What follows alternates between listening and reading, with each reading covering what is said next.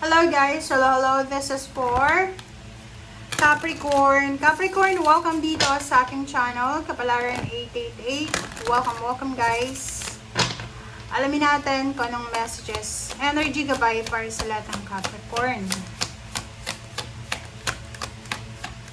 I hope na makaresonate kayo guys ha. I hope na makuha nyo yung energy gabay na ibibigay sa inyo ng reading na to.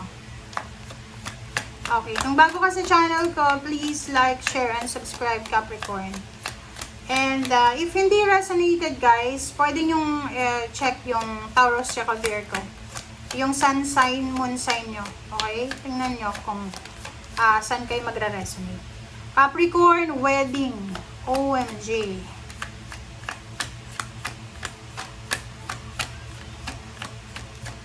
Alright, so yung wedding na to, sa nakikita ko, maybe you're planning to get married.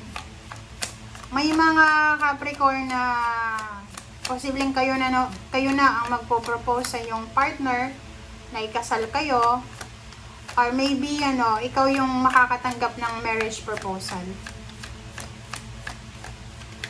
Pwedeng magsa-celebrate kayo ng wedding anniversaries or pwedeng mga anniversaries.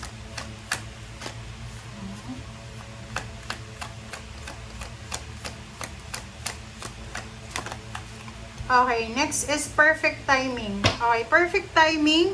Wow!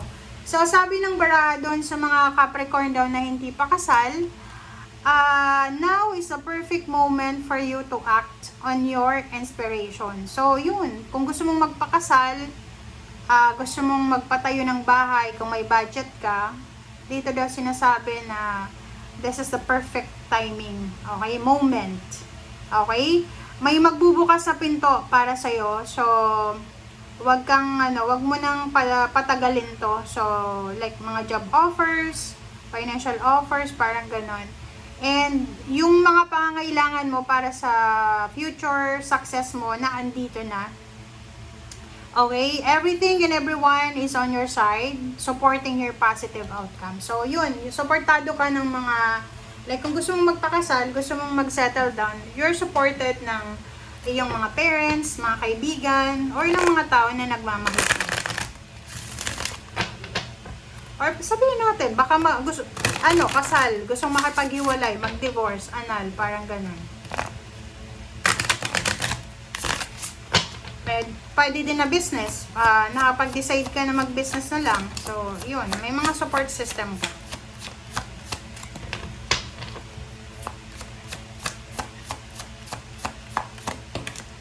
Alright.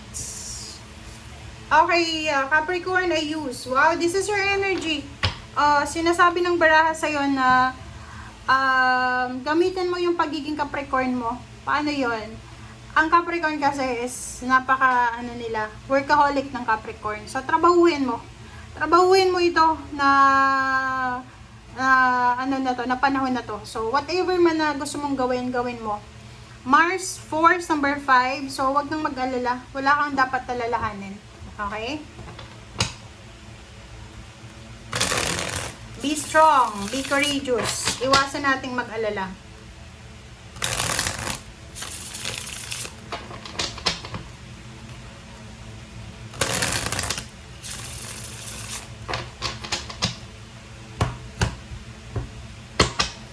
Alright.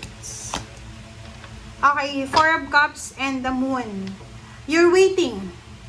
I don't know if, nag-aantay ka ng offer, job offer, or kasal. Pero nag-aalala ka. So, pwedeng yung iba sa inyo dito, Capricorn, nag-aantay kayo ng wedding proposal. And ngayon, pwedeng, matagal lang yung live-in, pero ang tagal, natatagalan ka. Page of Pentacles. Oh, pera.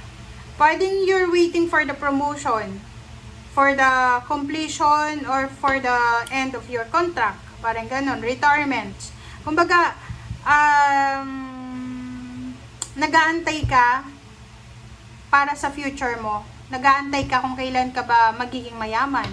Kung kailan mo ba mahahawakan itong perang ito. Parang ganon. OMG. Seven of Cups and Death card. So, nakikita ko sa'yo dito, sinasabi ng baraha, wala kang choice muna. Okay, so wala kang magagawa. Wala kang gagawin, wala kang magagawa. Just go with the flow. Seven of Cups, wala kang choice sa ngayon. Okay? Tapos na yung choice mo. So, ang magagawa mo is bumalik ka sa dati. So, ganito yon. Same din sa Taurus. Panoorin mo yung Taurus. Parang ganun din. Halimbawa na lay off ka, na terminate ka, nagtatrabaho ka sa Maynila or sa ibang bansa, tapos na yung contract mo. Wala kang choice kundi umuwi. Umuwi doon sa lugar kung saan ka galing. Umuwi ng Pilipinas. Umuwi ng probinsya. Okay? Five of Swords and the Devil. So, yun. Sinasabi ng bara sa'yo, i-give up mo na yan. Kung ano man yan na pinaglalaban mo, i-give up mo. Huwag kang matitempt na gumawa ng isang paraan na pwedeng makasira sa diskarte mo. Okay? Hintayin mo kung kailan darating yung financial na offers na to or wedding proposal, wedding offers na to. Okay? Huwag kang magdedesisyon ng para sa'yo lang. Okay? Okay, next is Four of Wands. So, this is wedding talaga. So, sa nakikita ko sa'yo dito, nakafocus ngayon yung wedding. Parang you're waiting for the perfect timing na magpakasal ka, makapagpatayo ng bahay, magkaroon ng anak, makompleto yung pamilya. Sa nakikita ko sa'yo dito, trabahuhin mo daw, Capricorn. Doon ka naman magaling sa trabaho, diba? Magaling ka sa trabaho, magaling ka sa lahat. So, gamitin mo daw yung pagiging Capricorn mo. Gamitin mo yung pagiging Capricorn mo, diskarte, plus sipag, tiyaga, ganyan. Okay, Three of Swords and Eight of Cups. Doon sa mga Capricorn na medyo hindi maganda yung pakaramdam nyo, like pakaramdam nyo na pag-iiwanan na kayo ng lahat. Sabi ng bara sa'yo dito, no, nagkakamali ka dyan. Hindi ka na pag-iiwanan. May kanya-kanya lang tayong timing eh. Diba? So, perfect timing nga, diba? Sabi dito. So, kung may mga bagay-bagay kang hinihintay tapos hindi pa dumarating, tapos nasasaktan ka, sabi ng bara sa'yo dito, huwag kang mag-alala. Sa trabaho ganun, or sa pera. Like, kalimbawa, ang tagal mo nang nag-a-apply, hindi ka pa rin na-hire. Ang tagal mo na dyan sa company, hindi man lang madagdagan ng 1 peso yung sweldo mo. Hindi ka man lang ma-promote. Sabi ng bara dito, huwag kang mag-alala. Okay, wala kang dapat ipag-alala. Kalma lang, chill ka lang.